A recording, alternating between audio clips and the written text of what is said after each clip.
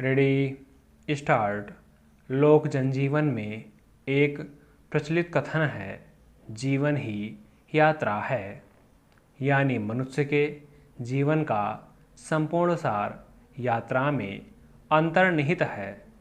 जीवन से मरण तक हम यात्रा में ही होते हैं। स्कूल से कॉलेज, फिर कॉलेज से विश्वविद्यालय और वहाँ से अपने कर्म क्षेत्र तक का सफ़र यात्रा ही तो है। कहीं ना कहीं हम सभी अपनी अपनी मंजिलों के भी मुसाफिर हैं। मंजिलें हमारा मनचाहा पर्यटन स्थल हो सकती हैं या फिर हमारा लक्ष्य हो सकती है।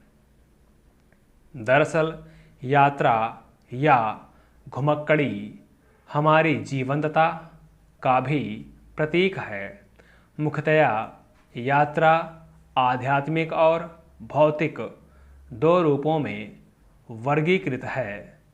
जब कभी हम हताश, निराश और परेशान हो जाते हैं तो खुद को जानने के लिए हम अपने मन में ही यात्रा करते हैं। मन के यात्रा से स्व का बोध होता है। स्व के बोध से हम अपनी अहमियत समझ पाते हैं। हमें अपनी क्षमता का एहसास होता है। वहीं दुनिया को जानने समझने के लिए प्रकृति के सौंदर्य का आनंद लेने के लिए हम कभी पहाड़ की वादियों में घुमक्कड़ी करते हैं। लहरों का गर्जन सुनने के लिए समुद्री तट के किनारे अपना कीमती वक्त बिताते हैं। किले और परकोटे की यात्रा हमें उस इतिहास का बोध कराते हैं जिनके निर्माण और उसकी रक्षा में हमारे पुरखों का खून तक बहा है। वहीं प्यार के प्रतीक के रूप में आगरा का ताजमहल सदियों से दुनिया को प्यार और मोहब्बत का पैगाम सुना रहा है। घुमक्कड़ी ने दुनिया के एक हिस्से को दूसरे हिस्से से अवगत कराया है। इतिहास इस बात की गवाही देता है कि जिस धर्म और संप्रदाय के अनुयायियों ने घुमक्कड़ी को अपने धर्म का हिस्सा बनाया, उसका विस्तार दुनिया के अनेक हिस्सों में हुआ। महात्मा बुद्ध ने घुमक्कड़ी का सहारा लेकर अपने विचारों का प्रचार प्रसार किया। उनके अनुयायी अगर एक जगह ठहर जाते तो शायद बौद्ध धर्म भारतीय गणराज्यों की सीमाओं को लांघकर दूसरे देशों तक न पहुंच पाता। उनके समकालीन महावीर स्वामी और उनके अनुयायियों ने भी घुमक्कड़ी और यात्रा का सहारा लिया और जैन धर्म के विचारों और सिद्धांतों को प्रसारित किया।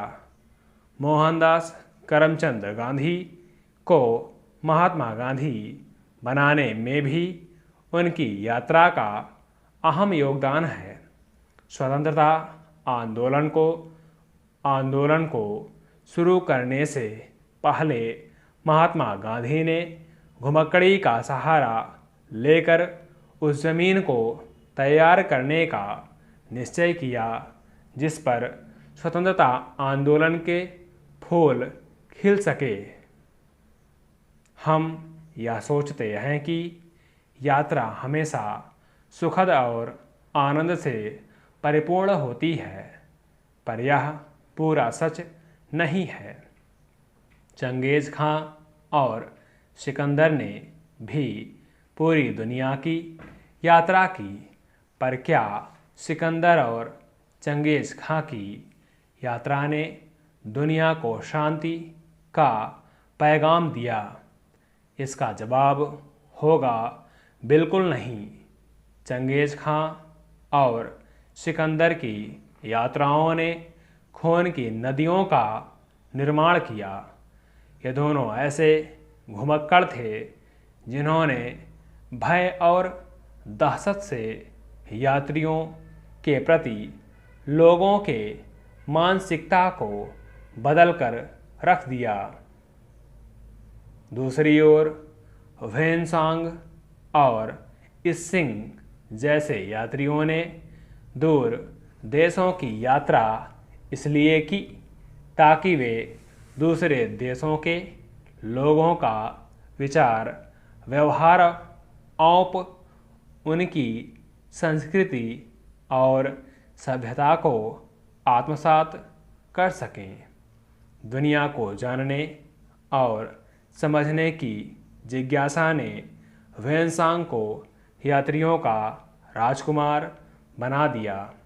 वास्को डी गामा और कोलंबस जैसे पश्चिमी देशों के घुमक्कड़ों ने अपनी जान जोखिम में डालकर एशियाई देशों के समुद्री मार्गों को खोज निकाला। लिहाजा पश्चिमी देशों का व्यापार वाणिज्य एशियाई और अफ्रीकी देशों तक फैला। पश्चिमी देशों के आगमन से नई नई वस्तुएं भारतीय उपमहाद्वीप में पहुंचीं। नई भाषाओं और बोलियों ने पश्चिमी देशों के मुसाफिरों के साथ भारत की सरजमीन पर कदम रखा। भारत में मशीनीकरण की शुरुआत हुई, जिससे भारतीय समाज में क्रांतिकारी परिवर्तन आया। छापखाना यूरोप से भारत घुमक्कड़ों के साथ ही पहुंचा। हालांकि यात्रा से सिर्फ हम अपना मनोरंजन ही नहीं करते, लेकिन मनोरंजन के साथ हमारे ज्ञान में वृद्धि भी यात्राओं के माध्यम से होता है। जीवन और जवानी बार बार नहीं मिलने वाला, इसलिए ज़रूरी है कि यात्राओं की अहमियत समझी जाए। घर के परिधि से बाहर निकलकर सड़क का मुसाफिर बन दुनिया नापी जाए। मशहूर शायर गालिब ने भी कहा है कि सैर कर दुनिया की गाफिल जिंदगानी फिर कहाँ। जिंदगी गर कुछ रही तो ये जवानी फिर कहाँ। आशय यह कि घुमक्कड़ी का आदर्श समय जवानी ही है और जवानी एक बार ही आती है। हालांकि यह किसी व्यक्ति की सुविधा पर भी निर्भर करता है कि उसके पास यात्रा पर कहीं निकल सकने की कितनी सुविधा है। यूँ सड़क के मुसाफिरों के लिए दुनिया नापने का कोई विशेष मौसम मायने नहीं रखता, लेकिन साल में पड़ने वाली छुट्टियां सैर के लिहाज से आदर्श मौसम हैं। हालांकि यात्राएं कठिन और थकाऊ भी होती हैं, लेकिन इसकी अनुभूति बहुत प्यारी होती है।